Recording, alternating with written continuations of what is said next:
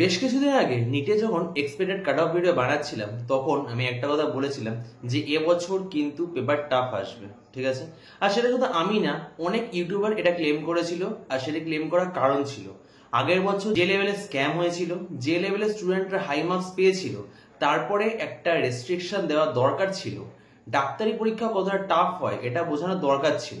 কিন্তু তার মানে কি এতটাই কঠিন হওয়া যেখানে কিছু কিছু কোয়েশ্চেনকে যেই অ্যাডভান্সের কোয়েশ্চেনের সাথে তুলনা করা হচ্ছে, যেখানে কিছু কিছু কোয়েশ্চেনকে out of the box of NCERT তুলনা করা হচ্ছে? এতটা কঠিন কি দরকার ছিল? কি দরকার ছিল এনটিএর এতটা কঠিন একটা কোয়েশ্চেন বানানোর যেটাতে ম্যাক্সিমাম স্টুডেন্ট কেঁদে ফেলেছে?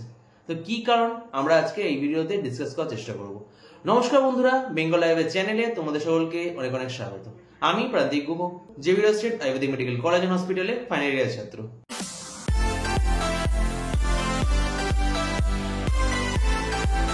তো এই কারণগুলোর মধ্যে প্রথম কারণ হলো নিট পেপার স্ক্যাম। আগের বছর তোমরা সবাই জানো যে পেপার লিক হয়েছিল। এনটিও যদিও অনেক ক্লেম করেছিল যে না পেপার লিক হয়নি, ওটা এক দু জায়গায় হয়েছে, ওটা সেরকম কিছু ব্যাপার না, কেস কাছারি চলেছিল, আফটার কিছু লাভ হয়নি ওতে।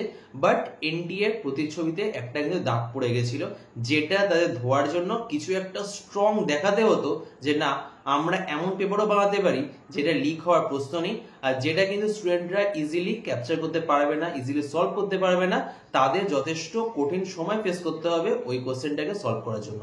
সেই জন্য তাদের একটা দরকার ছিল একটা সাপোর্টের, আর সেই সাপোর্ট হচ্ছিল নিট 2025-এর এই কোশ্চেনটা। এই কোশ্চেনটা যদি তোমরা ঠিকভাবে দেখো, এই কোশ্চেনটা কিন্তু যথেষ্ট টাফ। অ্যাকচুয়ালি সত্যি বলতে আমাদের একটা সময় ছিল 2019-এর সময়, ইভেন বলছি তার আগে থেকে যারা প্রিপারেশন করে তারা জানে, বাট আমাদের সময় অবধি বলছি, আমাদের সময় কিন্তু ডাবল ডেরিভেটিভস অথবা বড় বড় ইন্টিগ্রেশন এই দিয়ে ফিজিক্সের কোয়েশ্চেন এগুলো আমাদের সময় করানো হতো। বাট যত সময় এগিয়েছে আর কোয়েশ্চেনের মান যত কমে গেছে, মার্কসের সংখ্যা যত বেড়ে গেছে, আস্তে আস্তে এই কোয়েশ্চেনগুলো কিন্তু পড়ানো বন্ধ হয়ে গেছিল। কারণ সবাই এটা বুঝে গেছিল যে নিটে আর যাই হোক এত কঠিন কোয়েশ্চেন আসবে না, সহজ কোয়েশ্চেন আসবে, যত ইচ্ছা নাম্বার তোলো, সেখান থেকে তোমার যত বেশি মার্কস হবে সেই হিসাবে তুমি কলেজ পাবে। এত কঠিন কোশ্চেন না প্র্যাকটিস করানো হতো, না এত কঠিন কোশ্চেন করানো দরকার ছিল। বাট এবছর সেটারই অ্যাডভান্টেজ নিয়েছে এনটিএ। ওরা ঠিক এতটাই কঠিন দিয়েছে যেটা অ্যাকচুয়াল নিট স্ট্যান্ডার্ডে হওয়া উচিত। ডাক্তারি স্ট্যান্ডার্ড হিসাবে যে অ্যাকচুয়াল কোশ্চেন তোমার ফিজিক্স, বায়োলজি, কেমিস্ট্রি থাকা উচিত, সেটা কিন্তু ওটা এবছর ওটা কোশ্চেনে দিয়ে দিয়েছে। আগের বছর 67 জন স্টুডেন্ট টপ করেছিল, মানে পারফেক্ট 720 স্কোর পেয়েছিল 67 জন। অবশ্যই এনটিএর খুব একটা বাজে প্রতিচ্ছবি যে না যেই যেখানে কোশ্চেনটা এরকম টাফ হয়, সেখানে ডাক্তারি পরীক্ষা যেটা এত প্রেস্টিজিয়াস, এত টাফ হওয়া উচিত, সে জায়গায় একটা পরীক্ষা থেকে 67 জন টপার বেরাচ্ছে, মানে কত সহজ কোশ্চেন হয়েছে। তো সেখানে পেপার লিকেজ এরকম প্রশ্ন ছিল, সেখানে সেই প্রশ্ন এসেছিল যে না এতজনের কাছে পেপার চলে গেছে। তো স্বাভাবিকই সেখানে নিজের ভাবমূর্তিটাকে স্বচ্ছতা বজায় রাখার জন্য এনটিএ কিন্তু এই স্টেপ ছিল যে যেখানে যথেষ্ট কঠিন পেপার করা হয়েছে। থার্ড রিজন, স্টুডেন্ট সংখ্যা কমে যাওয়া। যদি তোমরা 2024-এর স্টুডেন্ট সংখ্যা দেখে দেখো, সেটা ছিল অলমোস্ট 24 লাখের কাছে, যেটা 2025-এ গিয়ে কিন্তু কমে 23 লাখ সামথিং হয়ে গেছিল, অর্থাৎ অনেকটাই কমে গেছিল সংখ্যায়। এটা কিন্তু ওদের একটা চিন্তার ভাগ দিয়েছিল, কারণ অনেকেই মনে করেছিল যে না আস্তে আস্তে এনটিএ বা নিট এই জায়গাগুলোতে স্ক্যাম, ব্ল্যাক মার্কেটিং এসব চলে আসছে, সেই জন্য তারা আস্তে আস্তে এখান থেকে সরে যাচ্ছিল।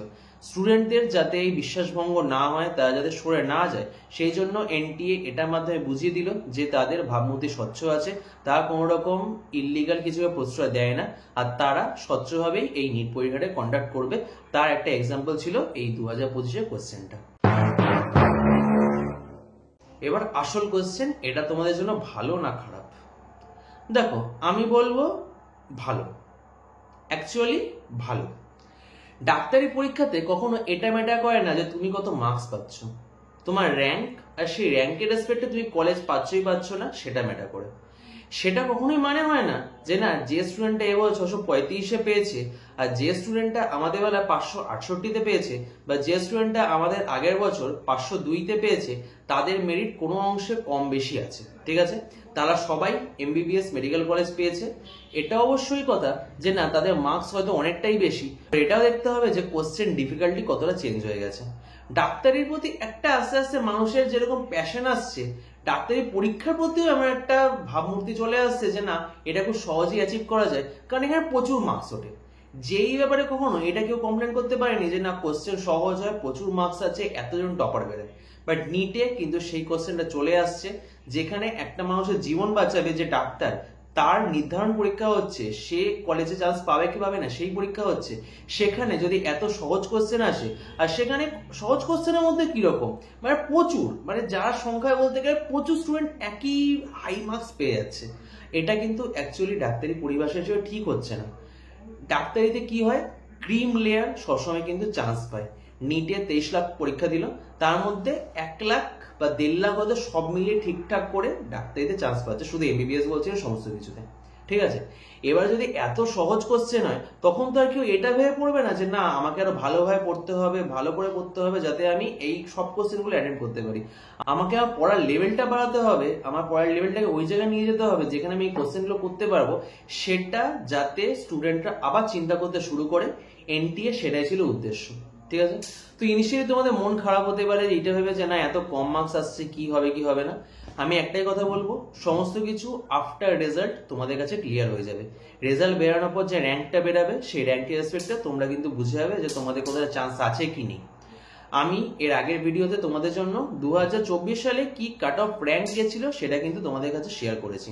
তোমরা এবার সেই র্যাঙ্কটা দেখবে, র্যাঙ্কের সাথে নিজেদের স্কোরটা মেলাবে, নিজেদের র্যাঙ্কটা মেলাবে, তখন তোমরা বুঝতে পারবে যে না তোমরা কতটা জলে আছো, তোমরা পাবে কি পাবে না, তোমরা একটা ডাক্তার হওয়ার সুযোগ পাচ্ছ না, তোমাদের অন্য কোনোভাবে ডাক্তার হতে হবে না, তোমাদের ডাক্তার হওয়ার চান্স একদমই শেষ।